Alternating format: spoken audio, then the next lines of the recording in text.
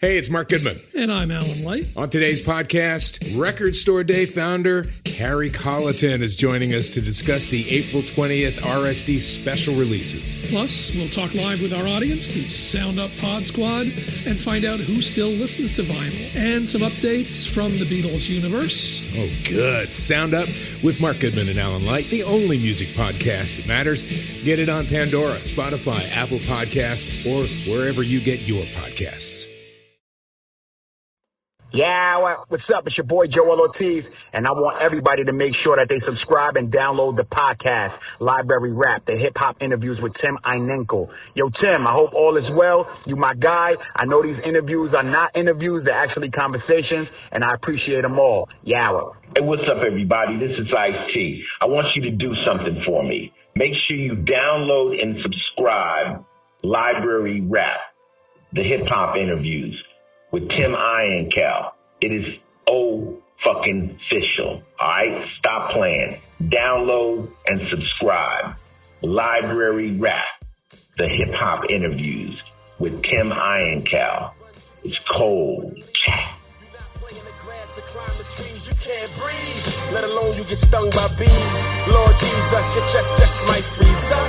13 months old with a lung disease that almost took my life twice. Organized Confusion, solo artist, lyricist, genius.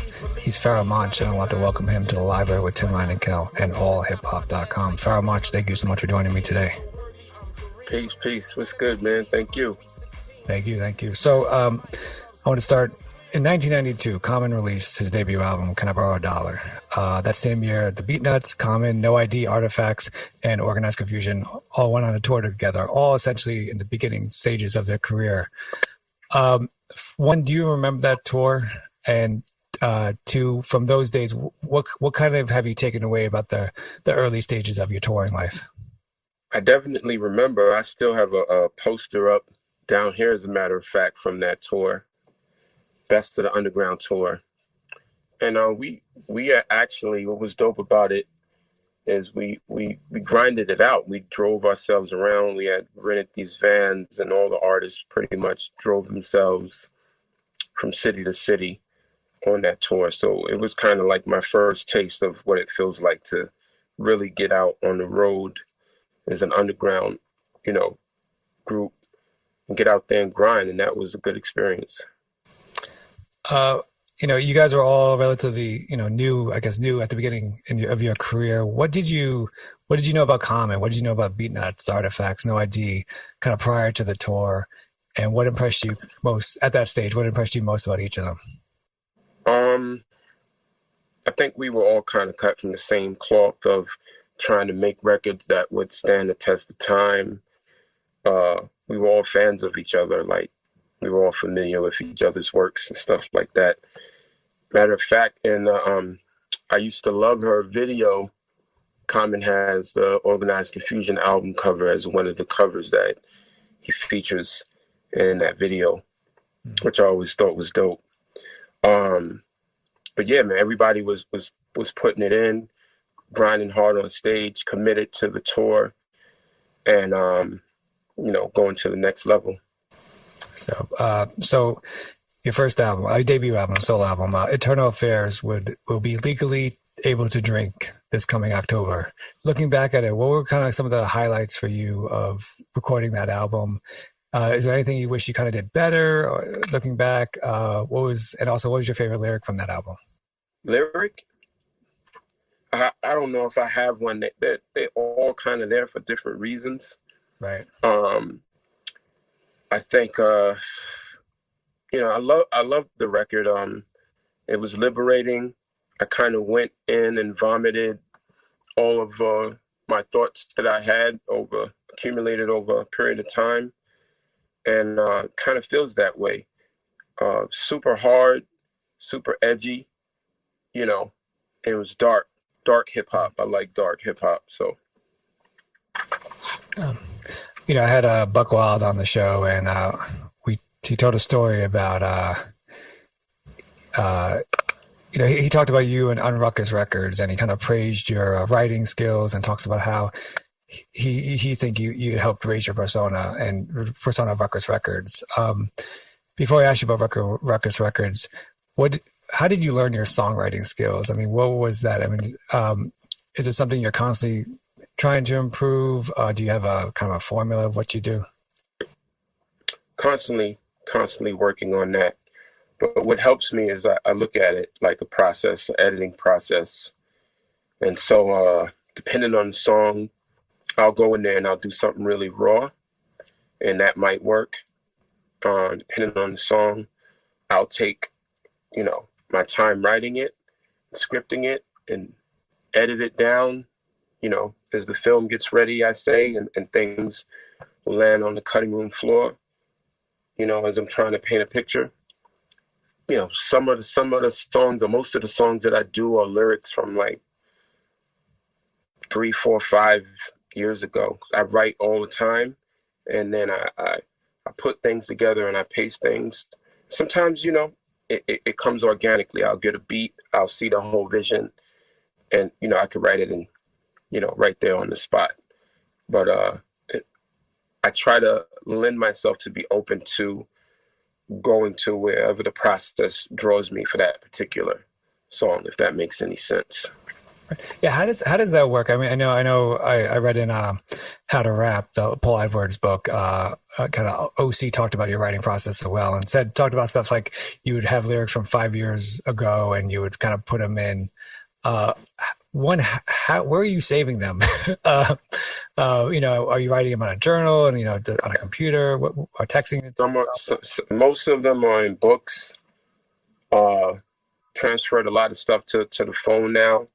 So like, thank God for the cloud, because I've lost my phone a couple of times, and I got stuff from 10 years ago in these books and then in the cloud now. So if I hear a particular song, I'll just go through them and look, or I'll just write organically right there on the spot, like I said. So, it depends on the vibe of the record, Mm-hmm. If you were to look at I always had this funny idea when I talk to people about you as a lyricist. I always go, it'd be great just to kind of connect things to Pharoahe Monch's brain and then see what comes out, and like let that be an interview or let that be a podcast. So if we were to take your lyrics and kind of see them as a puzzle, to date, what do you think has been the most kind of song you've had that's kind of been the most complicated puzzle, like where you're grabbing a puzzle piece lyric from 3 years ago and connecting with a puzzle piece from maybe 2 years ago, and so on and so on? Man, that could be it could literally be the most simplest song that you like. It would sound like, oh, he freestyled, this record. It's so simple. Or it could be the most stacked, complicated, song with subject matter and content that needed to be researched. Sometimes I'll come up with a line or get inspired and research something on the spot and just store it, and have it if I don't have the beat in place at the time. But the most, man, that's pretty rough. A lot of things on that War album, I was doing a lot of research on that and took my time and made sure I was accurate with the content that I wanted to speak about. So I would say maybe stuff like Evolve and Calculated Amalgamation and, a lot of things on that War album.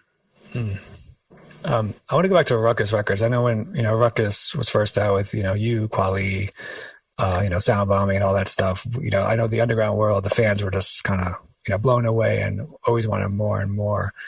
But when you first signed with them, what were your plans for yourself when you first signed for them? What did you want to achieve as an artist, and what were you able to achieve as an artist being under Ruckus? It was an interesting time, and I think when you think about Internal Affairs 99, you got to kind of think about what was going on in the entire landscape of hip-hop at the time. It was a lot of like crossover radio stuff at the time that was popping, and I think Ruckus was a breath of fresh air for hip-hop in terms of artists who weren't really looking to achieve that radio success necessarily. But just for me, I was looking at the landscape of it And I felt like I could deliver some dark records that could also compete on that level with what was happening at the time. I knew they would give me the freedom to like spread out and branch out. You know, actually it was Kweli who recommended the label. You know, I was going to Brooklyn a lot to watch him and Mos perform at the bookstore in Kuro and in Kuru. And, you know, he was like, what are you doing right now? And I was like, I'm working on a solo record. And he was like, you might want to check these guys out. So it worked out for the most part. I'm going to be, I want to go back a little bit to, Buck Wild talks about, we of course talked about OC, and we talked about OC releasing Time's Up. And then Buck Wild mentions that the Time's Up beat was actually originally supposed to be your song. Do you remember that being the case? And what did you think after you heard OC's version, OC's Time's Up? Yeah, I had the record. A friend of mine gave me the record, Prestige, and looped it up just to loop the beat, see what it would feel like to write to it. Wrote a couple of things, and I just felt it wasn't for us. Like I wasn't feeling what I was writing, so I was like, yo, what you think? You know what I mean? Like, check this out. Like, I hear you on this. And got with Buck Wild, and Buck Wild chopped it up and flipped it, and I heard it, and I was like, this is what music is about. Like, the marriage, just what OC did over that record is timeless. That's why it still lasts to this day. That's the goal of an artist, so even as an artist myself, I was like, it's not just about finding some track and putting some raps on it. It's about where's the proper marriage going to happen at? Who's the proper artist to get on the song? Even with features that I do, I'm constantly like, I have a lot of people at my disposal who I can call on to get on songs, but you always want to try to make the right choice. Mm. I want to ask you, a little later about your features, because I know, through our conversations that you talk about, quote unquote, how particular you are when you want people to be on your albums and your songs. But I want to ask you about the gift and the curse of something. Simon Says off of Internal Affairs, hit 97 of Billboard's Top 100. What is that? What did that mean for you when that happened? But then what does that mean for you as an artist in terms of expectations, I guess, and maybe a gift and the curse behind being so successful? I think looking back right now, it probably balances out in a sense as a gift and a curse. Obviously, it got me insane notoriety, and it was my biggest record to date. And so you have to look at it at that sense. What's the curse of it is where I could possibly be if that record was cleared and it went on to carry on the momentum that it had, because when everything went down legally with the song, it still had incredible momentum as a record. It was still charting and obviously, still performing the song to this day. So in that sense, it was, a curse that from a financial standpoint as well as a career standpoint. But it didn't take away from the record being created, which is amazing to me that, I still hear DJs play it, and I'm still in arenas and seeing people respond to the song, and just people respond to the song still, or discover the song for the first time, lately. And it's just amazing to see how people react to a record that's 20 years old. During the interview, Buck Wild talked about Simon Says, and he said, for quote, about the song, he said, quote, Monch, that's like an ABC rap, but he crafted it together so well as a songwriter because he did so much intricate lyrical things that they praised him for. So can you actually just take us into the songwriting process, especially for Simon Says? What were some of the challenges? Shout out to Buck Wild. When I finished recording the song, he was one of the first people I took it to. Drove to the Bronx, and I played him the record, and he was like, "It was just out of here." He was like, "This is amazing." Like he was blown away. But I mean, there was a lot of psychology that was put into that record, and thought process that was put into that record in terms of, the beat being driving and the beat having an intro. I thought about choruses that are directional and choruses that always work, like left, right, up, down, hands up, to the left, choruses that tell people what to do. And I was like, really just, having the beat in a machine and just sitting back and listening to the beat. I said to myself, really, you can only fuck this song up, and you have to tell people what to do. So you have to think of a way, a kind of a fly way to tell people what to do. And then that brought me to the game Simon Says, which was about telling people what to do. Right. Just to be commanding on stage like a good hip hop record, throw your hands in the air, like, you know what I'm saying? And then, from that point, I wanted to bridge the verses into classic hip hop that I loved growing up, where I would be forced to kind of remember the rhymes. And I think it's a way to stitch things together that make people want to learn a verse. And it's not an easy thing to do. People might think simplifying a song is the way to go to do it, but it's a way that it's stitched together, like Buck was saying. The punches have to land in a certain place for the listener to feel empowered to want to say the verse over. And I grew up like learning LL rhymes and learning, Rakim lines, and so I just went back to that. Coming from the avant-garde way to stitch things together from organized fusion, I was like, let's go a little further back than that and try to put something together that, eventually people could say the line, say the verse with me, and it would be just as catchy as the chorus.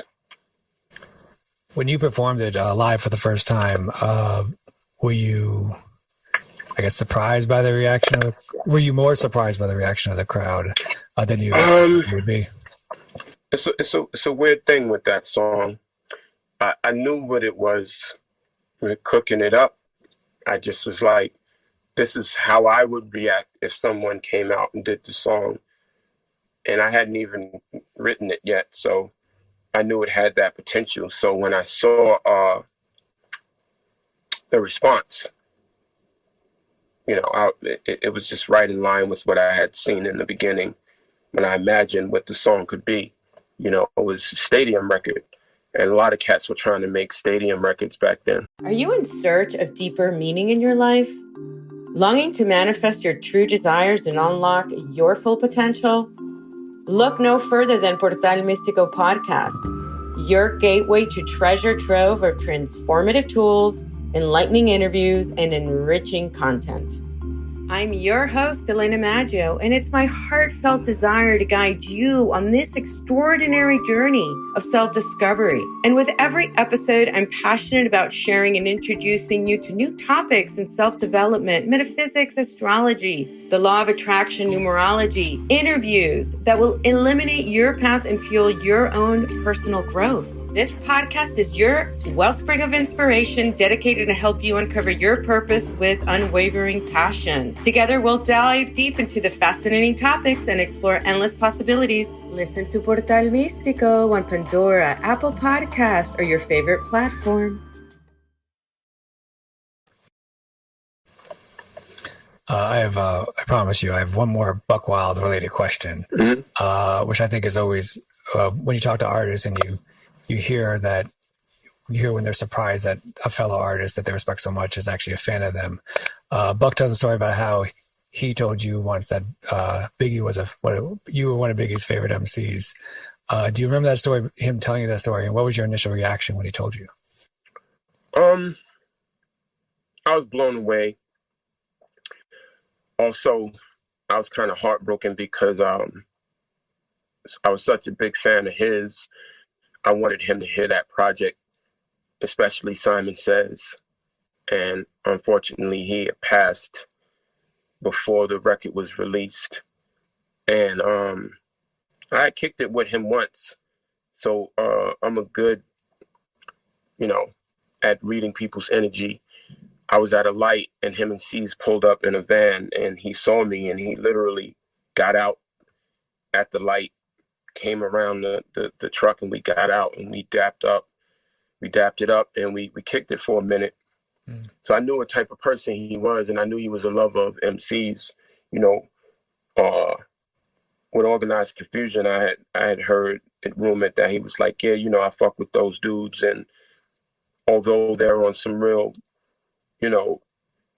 Marvel comic, whatever shit, he could relate because we all know, the spectrum and the full colors of people in the hood or family or whatever.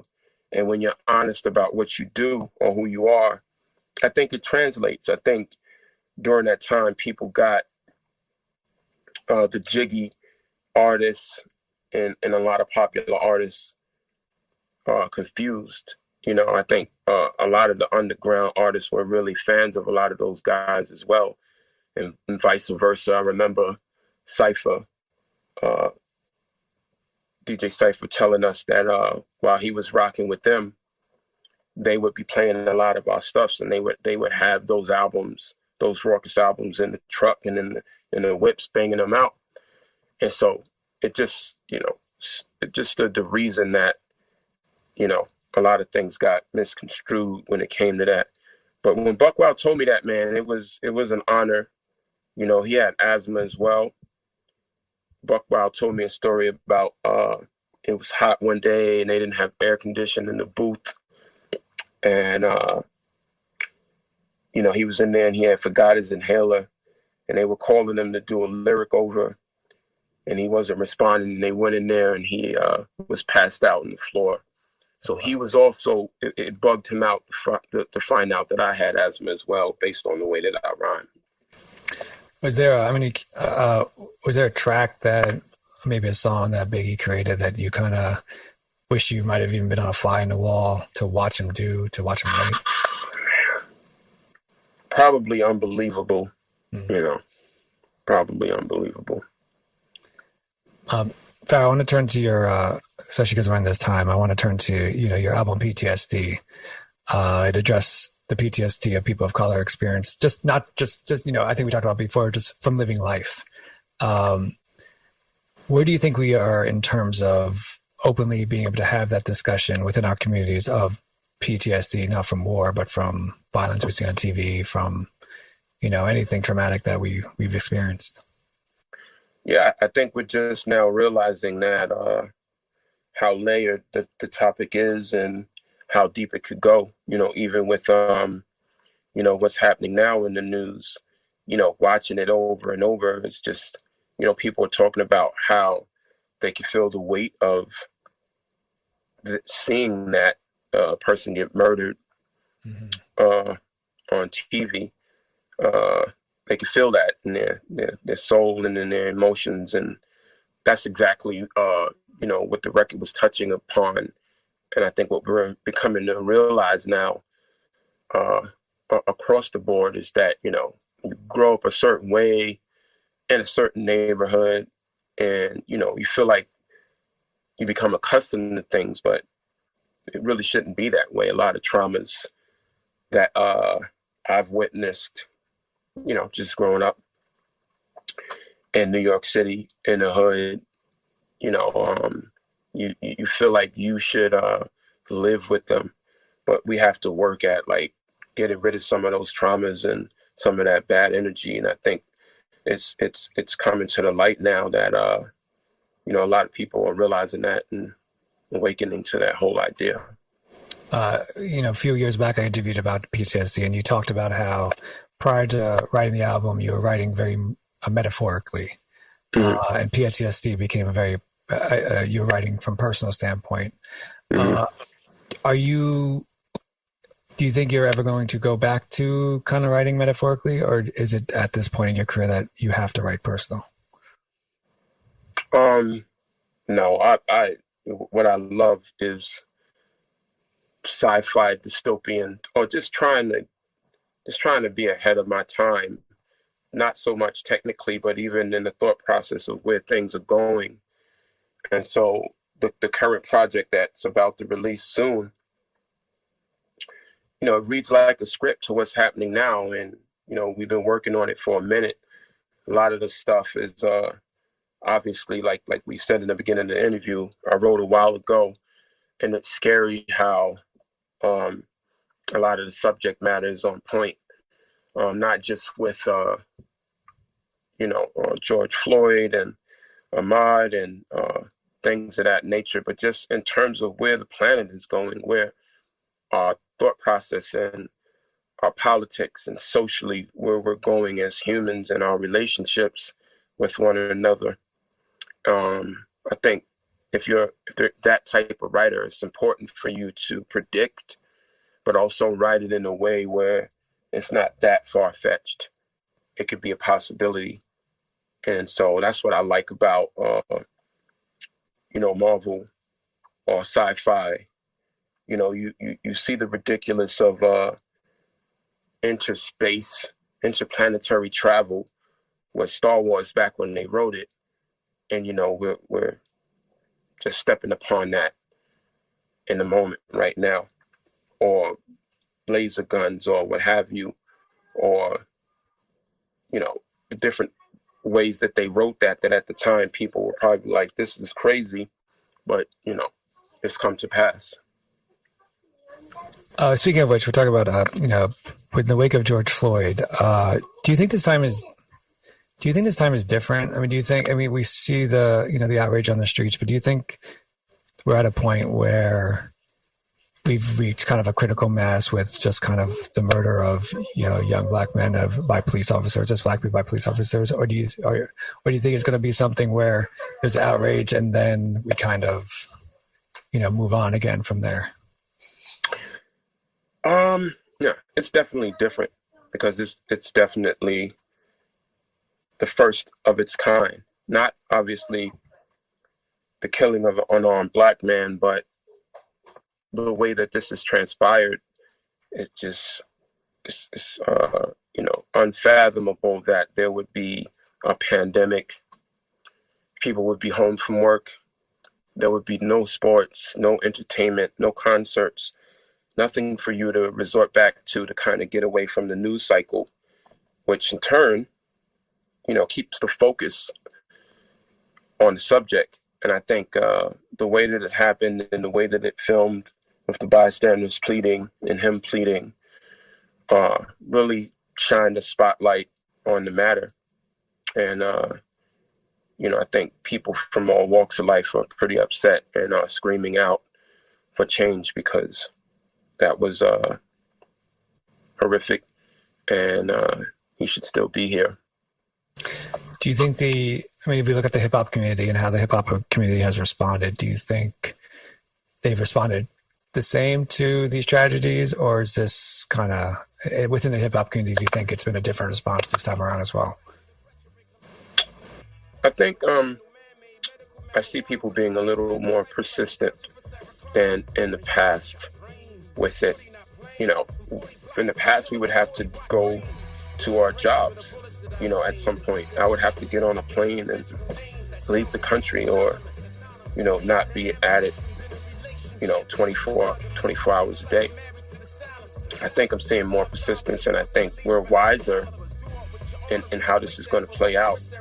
And so I think artists are going to strategize and how they're going to try to keep the momentum and put the pressure on, the legislation and see it through, that it's not just a, thing that dies down.